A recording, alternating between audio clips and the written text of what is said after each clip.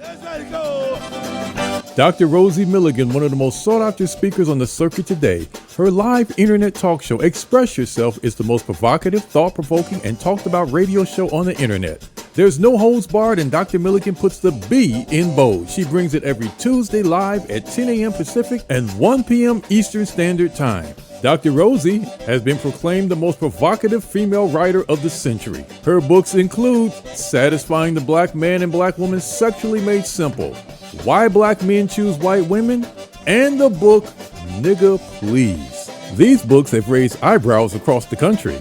She has authored 21 books and published 350 titles for authors nationwide. Check Dr. Rosie out at drrosie.com for her books, articles, and archives of her internet talk show. Sit at the feet of wisdom. Dr. Milligan is indeed a timekeeper and scorekeeper. She is the clock, calendar, and almanac for Black America. You need to hear her. Good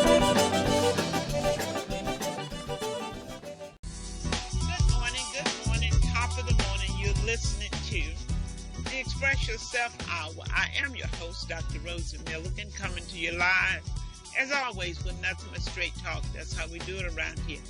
And my two co-hosts are, number one, Mr. Keith Swanson, the Invisible Man. They were looking for you this weekend, Keith, at the Black Business Expo. And I told them, I didn't tell you he was going to be at the Black Business Expo.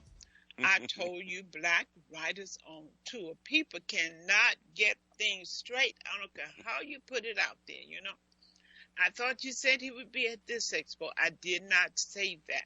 I said at Black Writers on Tour. Okay? So, what can I say? Keith, how are you this morning? I'm doing well, Dr. Rosie, and yourself? I'm doing good. I guess you're getting ready for your turkey and then getting ready for Santa Claus and all that good stuff, huh?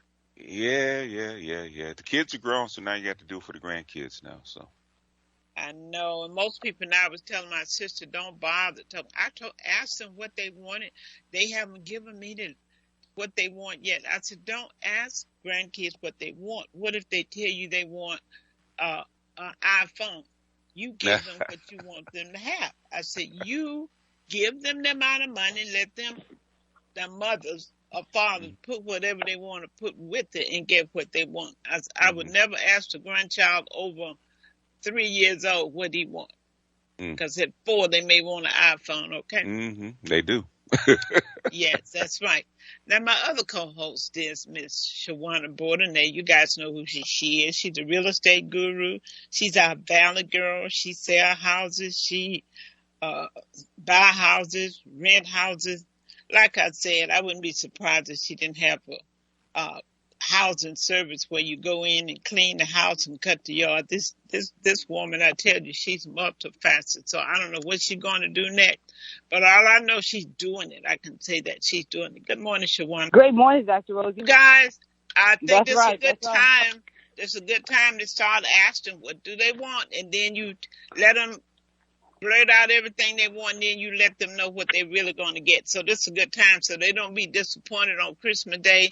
They'll already know what you can afford and what you're going to give them. Okay, so I think this is a good time to start asking. One of the reasons it's a good time because it's like putting it in your budget. You should have a budget, holiday budget. In other words, how much am I going to spend for the holiday? So that's why you ask them that question, and then you let them know the reality. You let them think big. Nothing wrong with thinking big. Then you let them know what they're really getting. So that's how that goes. You want to thank you for sharing your family with us today. So, you guys, we have a great topic today. One that could be very sensitive. It's called 5 Good Reasons to Get in Your Parents' Financial Business Now. All you don't know about your parents' business can cause you much grief, many problems, and much pain. Don't get blindsided. This is stuff you need to know. Now, I know it's not easy for children to say, what do you mean get into my parents' business? I have no business getting into my parents' business. I beg your pardon. I think you do, because at some point in life, your parent business becomes your business. when things goes wrong, when they're not able to handle business or to take care of themselves or to get themselves in a real mess, then you become a part of that business. So say when they sit there and answer that phone every time it rings, all these spam calls, they get themselves in trouble, then you are in their business.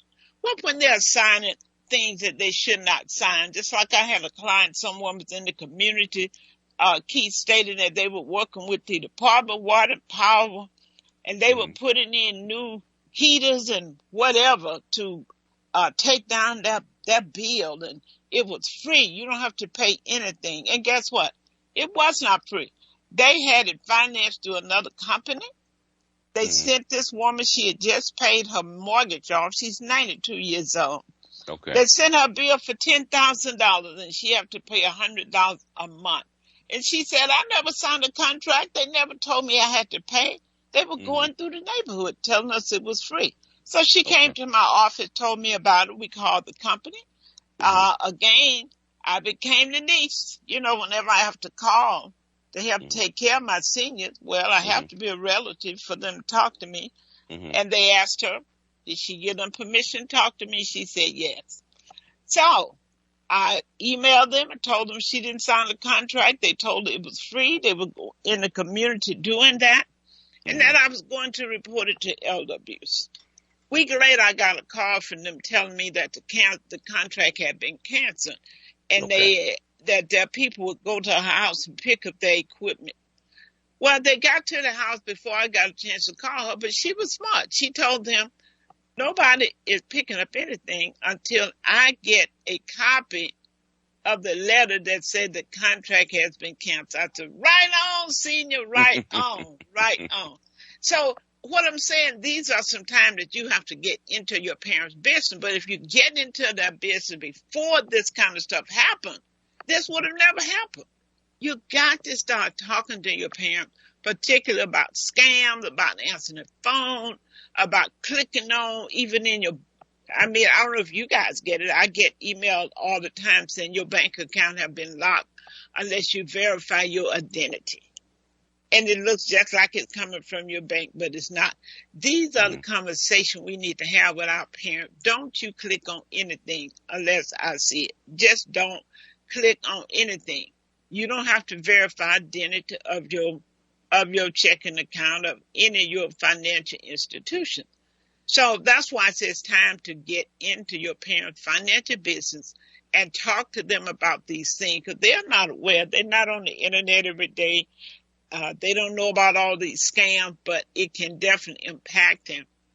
Keith, I had one woman got scammed out of money, and unfortunately, her name was on her church account. So when they scammed her, it even went into that account because her name was on that account too. So, she got to pay the church back that money. It's just a whole bunch of stuff that went down. So, folks, this is real serious business. Get into your parent business. And later next week or week after, we're going to talk about getting into your children's business. It's just a family business. There's certain things that we need to know. Now, one of the other reasons you want to do that is because what if they are suffering from dementia? They can make some bad mistakes. So I think you need to go to the doctor with your parents, your children. You need to go to the doctor. You need to get a power of attorney. Before your parents become dementia, get a power of attorney so you have the right to ask questions, because the doctor has no reason at all to give you any information about your parents unless you have an advanced health care directive. So that's important, because if you don't have that, the doctor don't have any rights to tell you anything, because the mother or father may not want you to know their business. And if you wait until they get dementia, then you can't even get a power of attorney. Now you have to go to court and become their conservator. And that can cost you $3,000 to $4,000 to $5,000. Wow. Okay. So that's why it's time to get into your parents' business. When they start acting a little dementia, forgetting stuff, don't remember stuff, pay attention. Get Mm-hmm. into the business. Because when they sink into deep dementia or Alzheimer's, then you cannot get a power of attorney. You end up in court to become their conservator. And with that, every dime that they're getting from Social Security or whatever, when they make their transmission, you got to give an account of everything that you're doing for them. So I think that should let you know that it's time to get into your parents' business. Yeah. Because you can see them slipping. Mm-hmm. But people tend not to say anything. They go, "Oh, Mama's so forgetful. She put down stuff and she don't know where it is." Yeah, it takes a while. It takes a while to actually undo all that kind of stuff because a cousin of mine, he's got an aunt and uncle that he's been trying to get stuff done for like 2 or 3 years because they didn't do it on the front end. So it's taking him 2 or 3 years on the back end to get all this stuff done. And he's got to go back and forth from LA to Dallas to get, actually do stuff. So, yeah. Especially when they're out of state, huh? Yeah, especially when they're out of state. Yeah, because they were in LA, they moved back to Texas, and now, but all their, then they got sick, and then now they have to transfer all their business and stuff that they had here back there, and he has to go back and forth. So it takes quite a bit of time to do it because he doesn't have power of attorney and all that kind of stuff. So. And these institutions, they want to hold on to your money as long as they can and make interest off of it. So they're not budging, not 1 second. There's no sympathy. They're not being sympathetic because you don't have a power of attorney over your parent, or you don't have conservatorship. I mean, they give you a hard time when everything is in place. So it's really important. It's time to get into your parents' financial business. It's time to ask questions. Folks, so don't be afraid or I don't want Mama to think. Look, it doesn't matter what Mama thinks because you're coming straight up front, asking the question that you need to ask her. It's really critical. You need to find out. Number 2, do you have insurance? Is the policy current? Are they taking it out of your checking account? Or are you paying it every month? Why you ask those questions? Because many times, when they have to pay it every month, a lot of time their policy and everything lapse because they forget to pay it. They forget to pay it. If they're not paying their insurance policy and they make their transition, somebody got to be responsible for the burial. So we need to ask about that. You need to ask about beneficiaries on their bank account, on their insurance, on all financial institutions. Why? Many times a person, a spouse pass away, and their deceased spouse is still beneficiary on their bank account, on their life insurance, on everything, because they're elderly and they forget or not forget, they just don't think about making a change. So that's why you need to find out. And you need to ask to see the policy. Because they may think they have one thing, may think they have enough, I got enough to bury me. But they got that policy 70 years ago when they did have enough. So it's important to do that. You need to find out if they have a burial policy. If they do, what does it cover?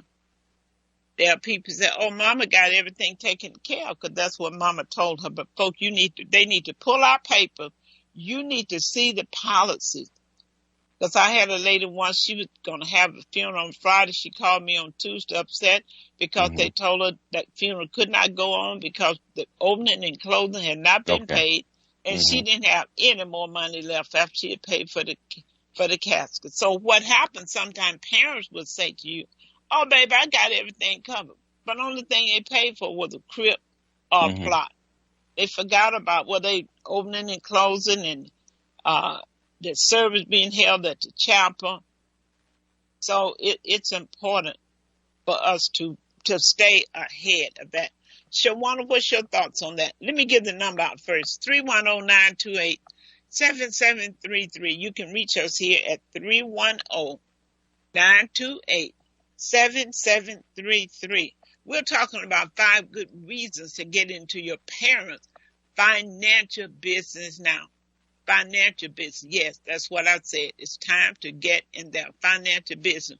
Because in the end, you are impacted by the situation if they're not in order. Shawana? Shawana, there? You know what? It makes you really think about what you need to have done. I'm thinking about my mom when you're speaking. I'm like, okay, well, who's a director? She doesn't have one. I don't think she does. And if she does, who is? No. So, yeah, I definitely think we need to do that. I need to do that. She's 82 years old now. And you do need to know that. I know my father told me that him and his wife, they got a burial plot. But you're right. Do they have the whole function paid for, or is that something that we have to do? So those are good questions. I think they're excellent questions, and there's things that we have to talk about. I mean, unfortunately, I'll stand out in front of my house saying, no, don't talk to me about death. But when death started hitting us in 2019, it was hitting us left and right. I still have people and friends that are dying at a young age. And, you know, if you go in the hospital, someone has to give the paperwork to say what to do with you, you know, keep you alive or, you know, let you go. You have to have that. Mm-hmm. So, I mean, that's for everyone. I think it's an excellent thing. I mean, I have to talk about it, but it exists and we can't play with it. You know, we cannot play with it. I think it's something that we have to, you know, look at and say, you know what, we have to take care of this. So, yes, I think that we need to make sure we take care of that. Yeah, that's just like we talk to our parents. We have to sit down. Right. Sometimes parents have waited. Many people have had their insurance policy lapse, and I tell you why. Because what happened is they got it when they was in their early 20s and their 40s, and their rate was affordable. By the time they get 65, they on term policy and not whole life, their policy would have gone up so high, like $365 a month or $400 or so. And then that person's income has been reduced. They're not working now. They're on retirement. So they can't afford that life insurance policy. So then they may not tell you, but you need to find out, okay, Mom, you don't have any insurance. You say you had to give your insurance up because it was now costing too much. How do you want your memorial to be? How do you want to be buried? Folks, these are conversations that we really need to have, because when you start talking about the one who taking responsibility, saying, well, we're going to have Mama cremated. Now, everybody else is mad, but they didn't come up with no money and said, no, let's don't cremate her. I can pay for the casket. I can pay for this. Nobody's putting any money in, but nobody wants Mama to be cremated, because Mama said Mama didn't want to be cremated, because I heard her say cremation. She didn't believe in cremation. Well, what you got to think about that? You didn't believe in it. It looked like you would have had, an alternative how to bury you. Yeah, if she didn't believe in it, but she's not there to speak up for herself. Right, and she didn't leave any preparation. To bury herself. Yeah, you have to do what you have to do. But that within itself, Keith, called a big fallout with the family. Others are not putting up any money, but when you go ahead and cremate, they mad at you. Well, they give them the opportunity to put up some money. They're not going to put it up. They still going to be mad at you. And some people can't deal with folks being mad at them. Well, that's what they used to call it. It sounds like a personal problem. You still have to do what you have to do at the end of the day. Exactly. And for the sad part, that responsibility, Keith, is going to rest on one person. And that's the one who's been doing all the work all along. Now, having to make that tough decision about cremation because their parent had not made any preparation. I'm saying that because it happens all the time in families. And I think at a certain age, I think you really should ask your parents to allow you to inspect their insurance and their burial policy. You're not out of order, folks. It's time to get into your parents' business. Like I said, if you don't, all you don't know about your parents' business can cause you much grief many problems and Mhm. much pain. So don't be blindsided. Don't be blindsided by not having the information you need from your parent. Because Mhm. sometimes I've heard people say, Keith, wow, it's just so unfortunate. Mama policy had just lapsed. She didn't pay it this month. That policy has not lapsed. They don't even realize that there's a period in policy that a person can restate when it's really lapsed. Because it was due on the 4th and you didn't pay it on the 4th, you just missed it. It doesn't mean that that person doesn't have insurance coverage.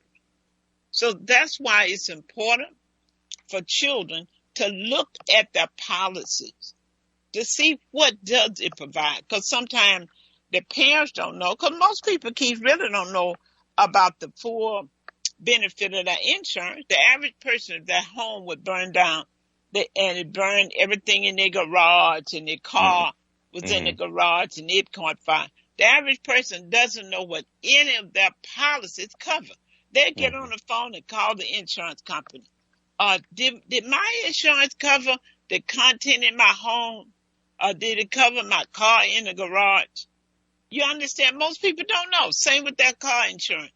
You ask the average person, what are your coverage? They can't tell you. All they can tell you is I got enough coverage to satisfy the state of California, a law that's saying if you're going to drive, you must have insurance. Can you see how that plays out, Keith or Shawana?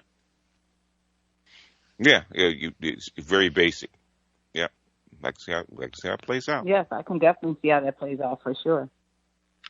Yeah. So I think it's a good time and for if you and if you're not going to ask those questions, I think if you're not going to ask those questions, you are responsible for taking care of them and making sure they're buried properly in the way they want to be buried if you don't take care of it ahead of time. Yeah. That's just my opinion.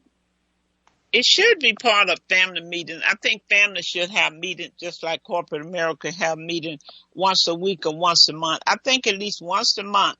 And it's a good thing now because you can be all over the country with Zoom. That's Your true. whole family, all the siblings can be on Zoom talking about the business of the family.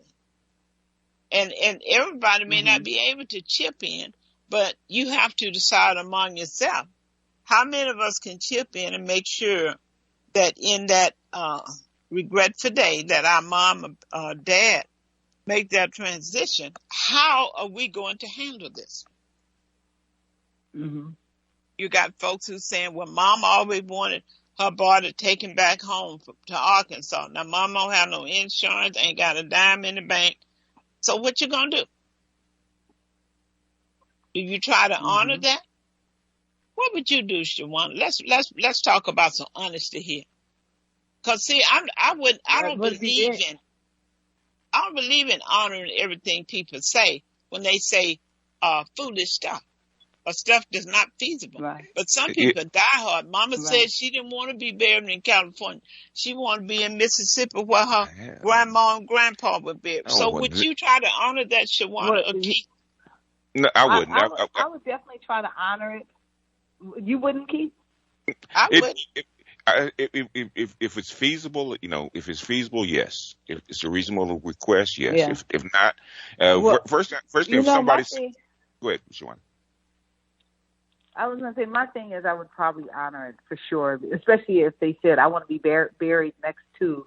If they say I want to be buried next to, I'd have to honor it because you never know by bringing them close to that person how close you are in heaven with them, and how I don't know. You never know what happens after life, and I would have to honor it. What were you gonna say though? You say I'm that you not wouldn't, or you would? anything that you don't have in writing, and and if you have it in writing, if you have not made preparation for what your wishes are, I am not going to honor it. I am not going to pay money for foolishness. I will take what I have to try to help those who left behind with education or with something that makes sense. We need to stop all that foolishness. Mama always said, well, mama needs to have some money in the bank. Or mama Well, should mama have would some have to insurance. tell me. Yeah, Mama that's would the whole have to thing. tell me. If mom told me that she wanted this, if she told me directly, and it wasn't just hearsay from someone else, well, Mama wanted this, but it was something, even if she didn't write it down, if she told me, you know, honey, you know, if anything ever happens to me, I want to be buried next to, we have a place that we get buried next to, and we have plots in New Orleans, and my mom and my dad, and now maybe I may not consider New Orleans because they have the everything is above ground, and I wouldn't want to see Mama floating around because you know that happened. They were floating around. I remember that. Caskets were floating around. Yeah, during the Katrina. Yeah, so that I don't know. Maybe I would not honor going to New Orleans, but you know, I would try to honor as much as possible. And then I really also think that we should honor our parents because, you know, I had a little debate with a family member, well, with a friend, and I know her mom is not doing so well. So, you know, they're considering selling the home and moving, and she's moving into an apartment so that she could live a little bit more comfortably with the older folks. And I thought maybe instead of them living with the older folks, let them come live with you. I don't know. My thing is, what are you going to do with your parents when they get too old? Are you just not able to take care of them? Can you hire someone to come in and help you with taking care of them? I don't know. I think I would have to bring my mom in the house. I can't leave her, you know, in a nursing home or anything like that. I just don't want to do that. And I think by showing my kids I don't want that to happen, that should show them not to let it happen to me, because I've seen both ways. I've seen the mother living outside of the house, and I've seen the mother living inside of the house. And her last breath, all the family was around her, you know, saying, I love you. And then the other one's last breath, no one's around except for, hey, your mom passed away, you know, or your dad passed away because they're in a nursing home and you don't know. But wouldn't it be nice to set it up where, and the government has programs where they'll have nursing care that'll come in and help you take care of your mom or dad. But I don't know. I believe that we as adult children should take care of our parents, and we shouldn't put them in nursing homes. And when they need something, it's our responsibility to take care of them. I really do believe that. And I think by believing that, it pushes me to step out of my comfort zone to make sure that I am able to do everything that I want to do. So I think it's a catch-22. If you don't want to do it, then you're not going to do what it takes to make the money to make sure you're able to do it. And it's, you know, it's like a motivational tool to be able to take care of your parents. That's my opinion on it. I would definitely have my mom here at my house, if anything, if she needed anything. I wouldn't put her in a nursing home. Okay, Valid Girl. Keith, you hear Valid Girl talking? I hear her talking. Mm-hmm. That's just, okay, let's come down. Let's come down. But she's from Louisiana, and my mother's from Louisiana, and that's the way they feel. You know, they don't believe in nursing homes. Yeah. But Keith, I can understand that. I come from that vantage point too. Mm-hmm. But we're looking at times now. I think that's why that's why it's so important to get into your parents' business, see what they want. Because I have always said to my children, if it come a time that you got to give up your life to take care of me, I don't want you to do that. Mm-hmm. I would rather be in a home. I don't think that would ever happen, you know. Making preparation that doesn't happen. But if it did, I don't want them to stop their life to take care of me. I really don't. And now we're in a situation where you're talking about what the kids should do.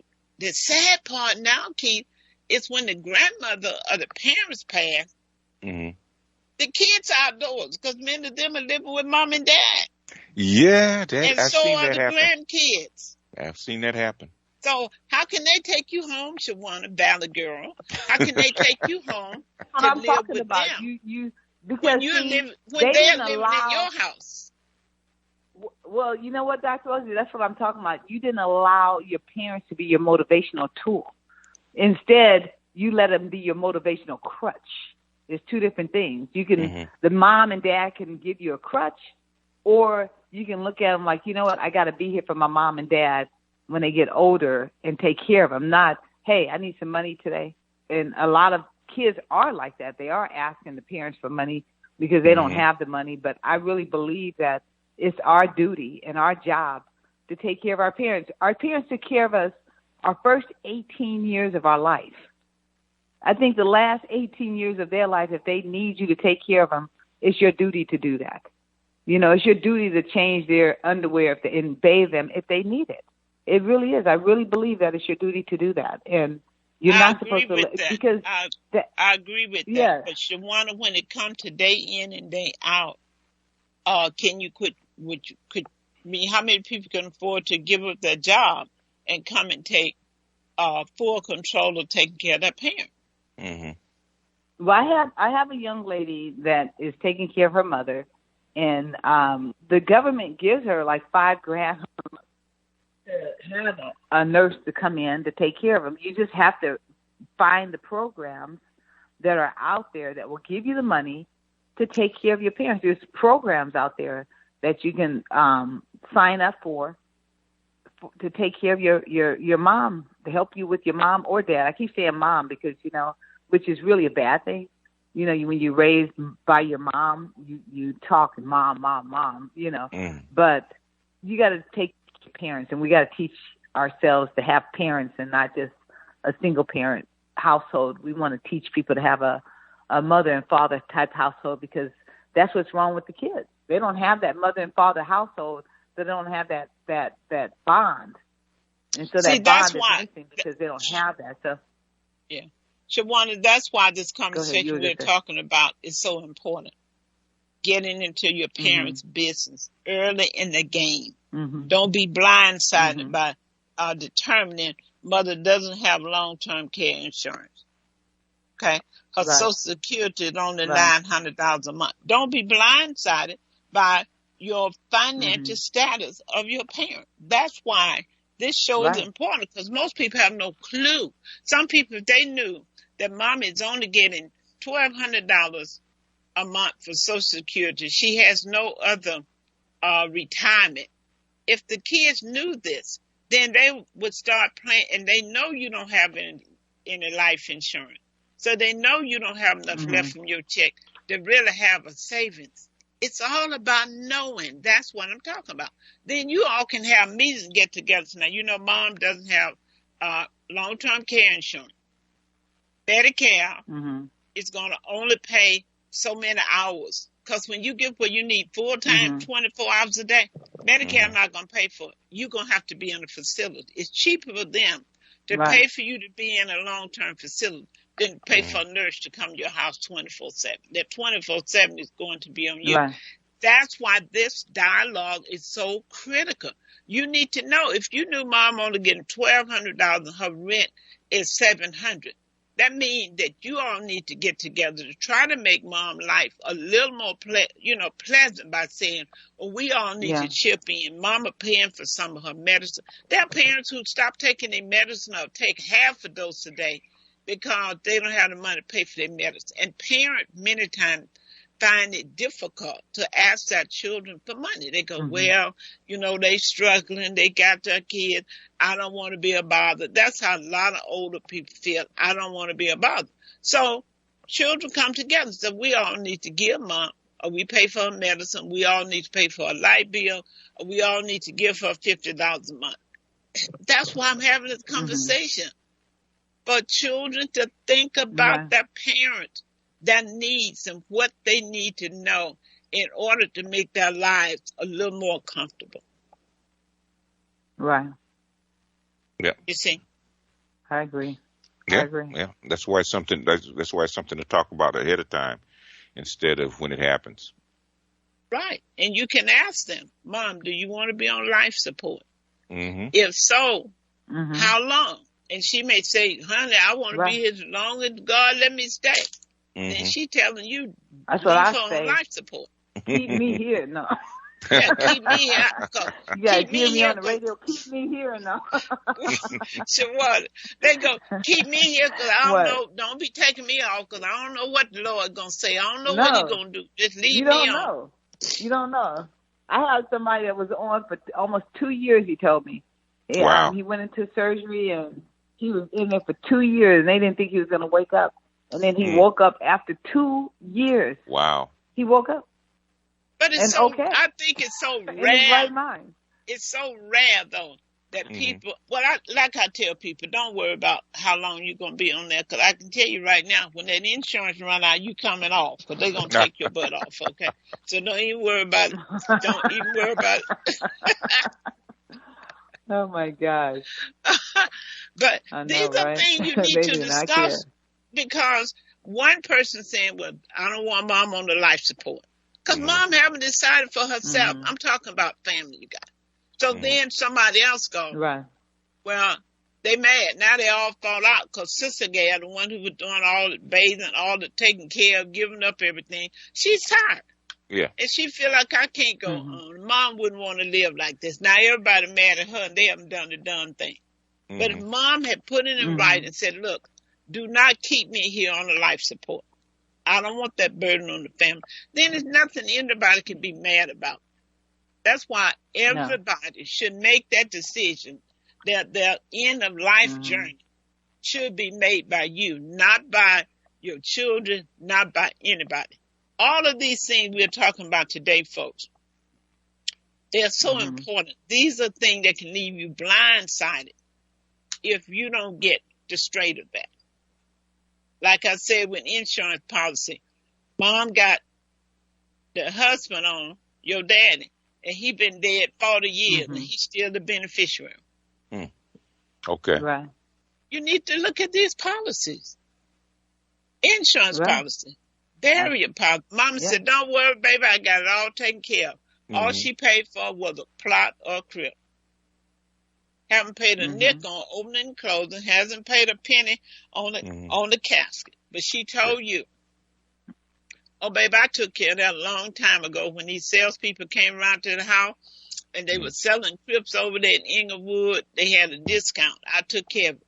All she paid was for the crib or the plot. I'm really serious about getting into parents' business, because I see the breakup, I see the heartache, I see the pain, I see the suffering behind children not knowing what's going on with their parents. And they figure, well, it's not right for me as a child to be in my parents' business. Well, you in my business when you die without insurance. You in my business when you haven't paid for your burial. And I don't know. I'd rather start putting money aside. When you said, baby, I didn't pay for that, but I'm on Social Security, fixed income. I can't pay anything else. Then it's up to the family. Yeah. To start putting money together, because they know one day you're going to have to do it. Yeah. Yeah. Instead of taking a Vegas trip and blowing a couple $1,000s, some of that money can actually go towards, that kind of stuff. Because if you could go back in time, you wouldn't have made certain choices if you know that you had other obligations. So it's best to kind of know it up front. Yeah, I think that's it. So that's what you call really getting into their business. You may have a parent who have a child on the policy that's on drugs. You guys need to have a conversation about this. Mama, why you want to leave him $40,000? Or do you want to leave it to him for guardians to put it in a trust and issue it out to him? How do you want to do this way now? Yeah, and if you talk about it up front, it'll save a lot of hurt feelings later on. Yeah, because you can get it all straightened out. Okay, get it all straightened out. Fuss and fight about it for a few months, and then, by the time the person dies, it's all figured out. It's all done. It's so critical. It's so critical. I wish we could open a national dialogue up on this conversation, Keith, because I see the fallout, the heartache, the pain in family, because they don't have don't have a clue about their parents' financial condition. Yeah.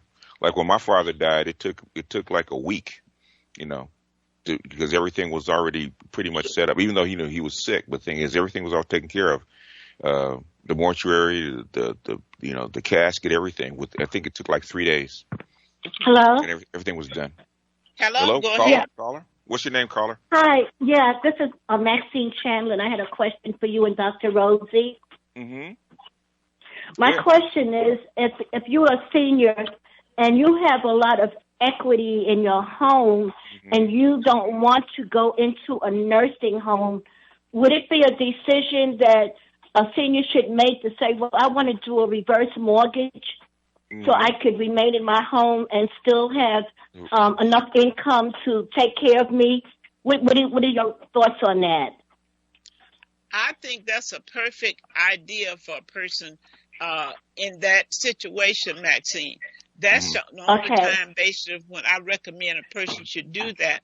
Because what happens is, but to do it because you want to buy you a new car, you want to go to Vegas, you want to do it because Miss Jones down the street says she got a reverse mortgage. That's what a lot of people are doing. You have worked hard for that home, you have built up equity, and you're going to leave it to your children, you know. But if you need it and your children can't help you, then you have no choice. Right. Why would you go into a convalescent home, the way they treat people and the way they are, when you got a home there with equity that you're leaving to somebody else who will sell it the day you close your eyes, sell it, take the money, and maybe even blow it. So it makes all the sense in the world to be in your own home, taking your money, and if you outlive the money you got on your reverse, then if you have to be placed in home, then so be it. But as long as I don't have to be there, I'm not going there to leave equity to somebody else. Right. Okay, did that answer your question? Right. Perfectly, Dr. Rosie. Thank you so much. God bless you. And I want to add to that reverse mortgage thing. If you have a reverse mortgage and you do have children, you can let them know in advance that there is a reverse mortgage on there, so that they can make sure that they prepare to pay for it after anything happens to you, because they can foreclose on the property and it could go as well. You know, but you do have, I think, up to a year to pay that reverse mortgage back now. I think it was 6 months, but now it's gotten up to a year. Most of them are about a year, but that's the other thing. That's why I say it's time to get into your parents' financial business. There are parents who leave here and their children don't even know they had a reverse mortgage till those letters start coming. Right. Now, so you should say, okay, I'm going to have to get a reverse mortgage. And when I make my transition, you guys can refinance the house. You can refinance and pay the mortgage and keep the house. Or if your credit is not good, so keep your credit up. You're going to need good credit, son, daughter. But if you cannot qualify, maybe you don't have a job for many reasons or too many bills, don't walk out of this house. There's equity in every house that's in reverse mortgage. I've seen children reverse just walk out. Well, mama died. The mortgage company get the house because she had a reverse mortgage. No, if you can't afford to buy the house, tell your children to put it on the market and sell it and get the equity.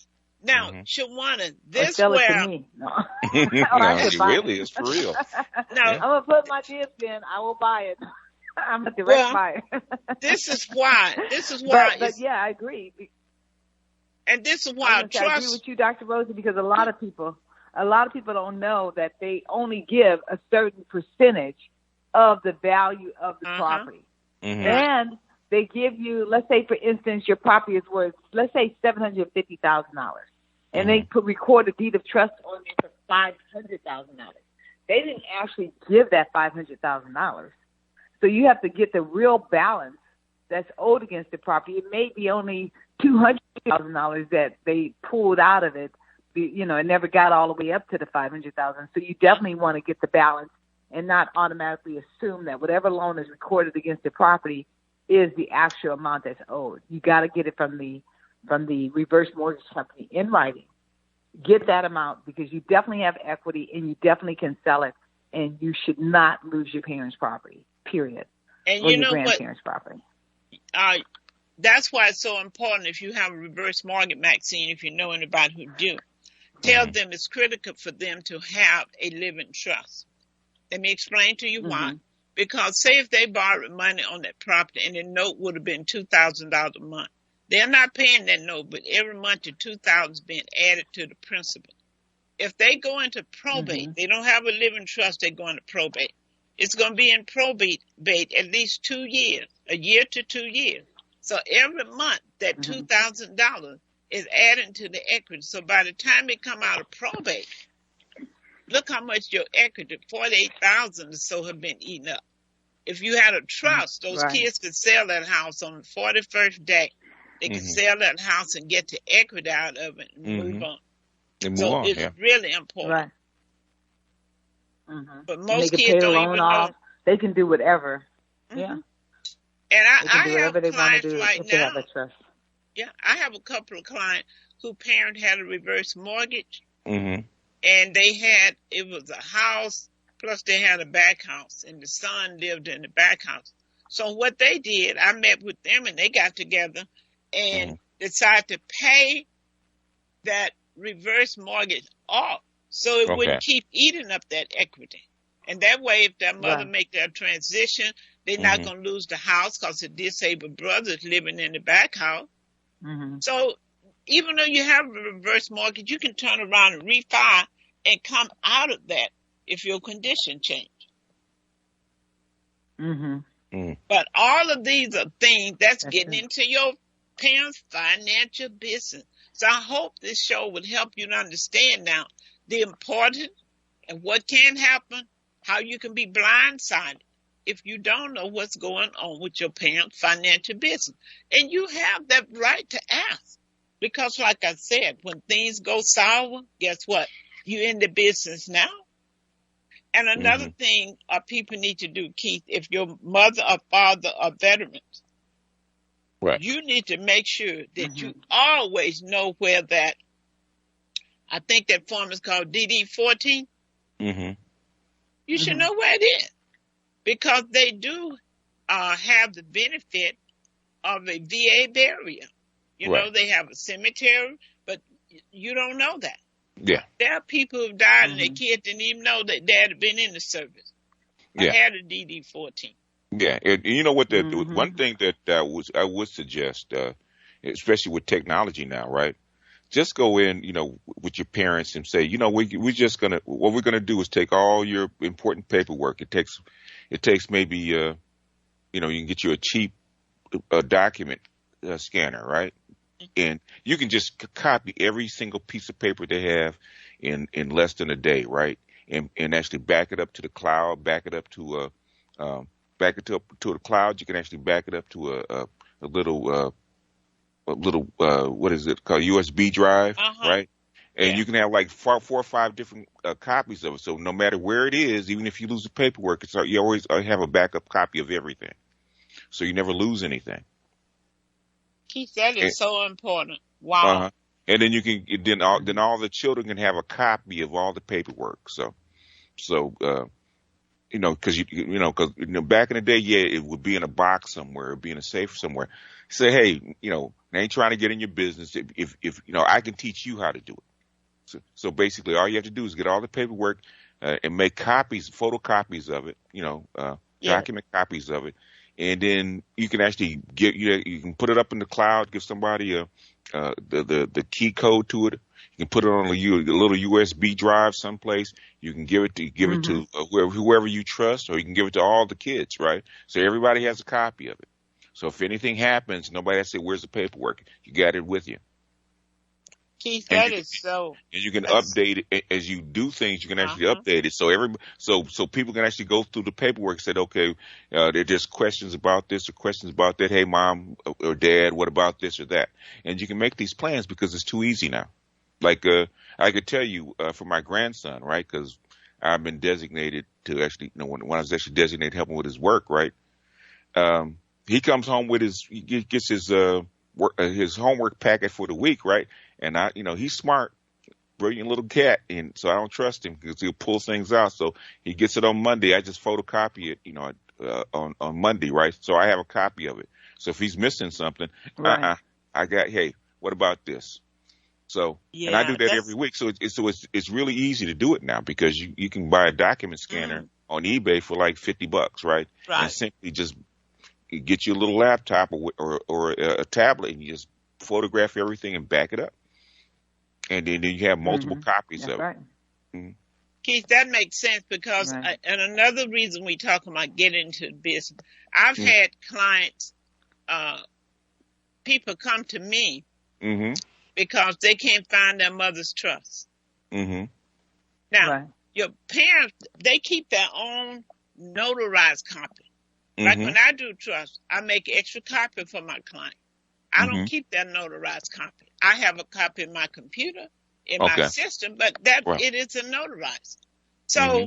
they don't even tell their children where it is. If you can't find it, it's like you don't have one.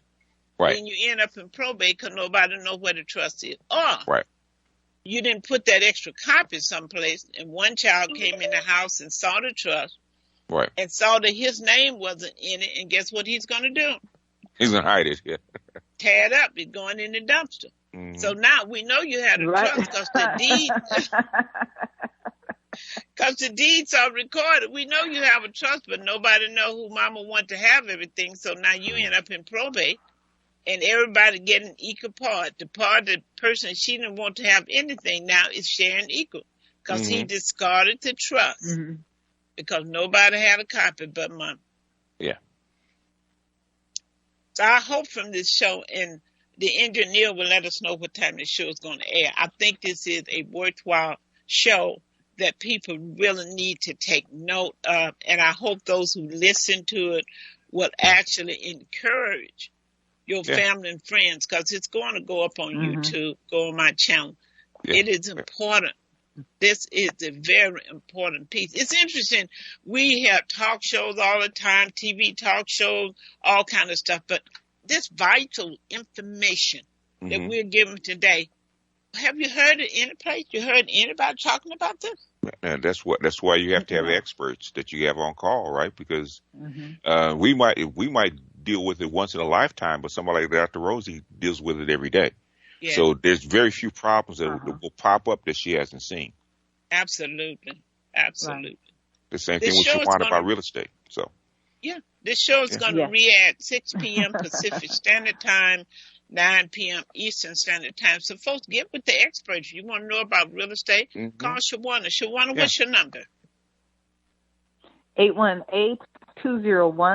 818-201-6565. That's 818-201-6565. Any questions that you have regarding reverse mortgages, probates, whatever you need, please give me a call. I can help you. If you're looking to sell a property as is, I'm a direct buyer. You can avoid paying commission by calling me direct. I buy it as is. 818-201-6565. yeah, and one thing I always advocate with people, right? It's easier to say, cash out Dr. Rosie $20 for 5 minutes, right, to answer a few questions, rather than banging your head for weeks or months trying to figure it out, right? Dr. Right. Rosie probably answered that very question in like a few seconds, right? Go ahead and cash up for 20. Hey, Dr. Rosie, cash up to $20. Answer these 3 questions for me. Wow. It take her 3 minutes to actually answer this, because she probably already knows at the top of her head about how to answer. Same thing with Shawana. Hey, Shawana, I guess cash up you $20, $25. Answer these questions for me. Keith, that's a wonderful idea. Mm-hmm. I That do it all is. the time. Yeah. I do it all the time. Yeah, that's a wonderful idea. So, folks, don't be sitting around guessing. I'm so sick of people sitting around. And the people who don't know, guess what, Keith? They talk real loud when they're answering you. And I'm just looking. Man, you're just giving bad information. But when you talk loud, people think it make them more right, I guess. I don't know. Have you noticed that the people who are They the do. wrongest talking the loudest? Yeah. Yes. Yeah. It does that, and I then certainly do. and that $20 and them answering the question is also develops a relationship with that person. So over time, if you do that once, twice a year, guess what?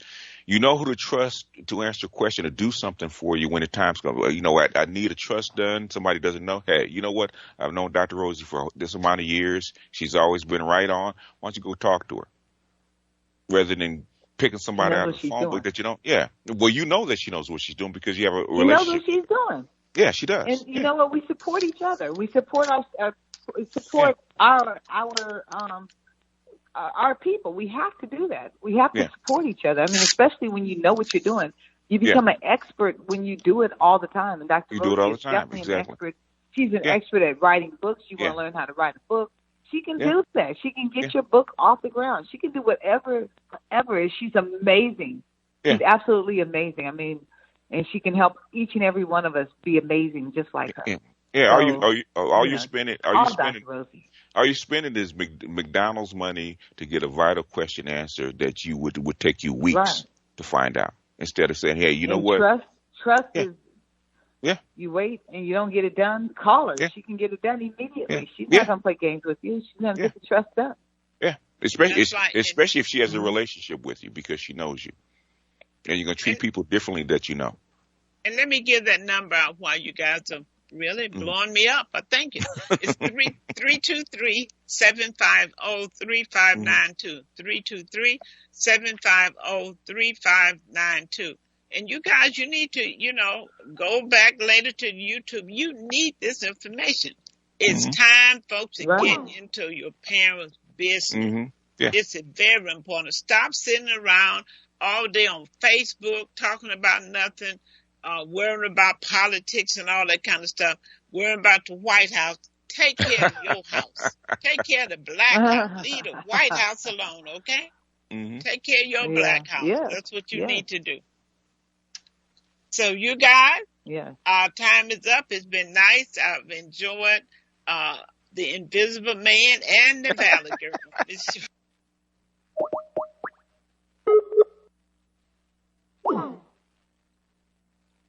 Wonderful holiday, okay?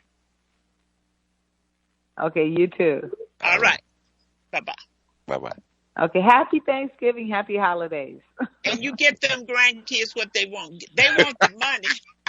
I can't give them all what they want. You heard some of those gifts. That's why I told you don't ask grandkids what they want. You better just give them what you want to have. And upon further review, further reflection, I want $1 million. Yeah, they went on and on and on, higher and higher and higher. Higher and higher. But one time I did give them cash. Because I did not go Christmas shopping, and all the toys and everything was gone at the last minute. So I said, you know what, I'm just going to give them cash. And when I got to the house, they said, Nana, where's our gifts? And I said, I just have cash for you guys this time. And they're like, oh, yeah, give it to me. They were waiting for that. So they take cash, they take it all. Next they'll be telling you to Cash App them. Oh yeah, Cash App or Bitcoin. Yeah, exactly. Bitcoin, Granny. See, I learned that from Keith. All right, you guys have a great one. Hey, peace. Okay.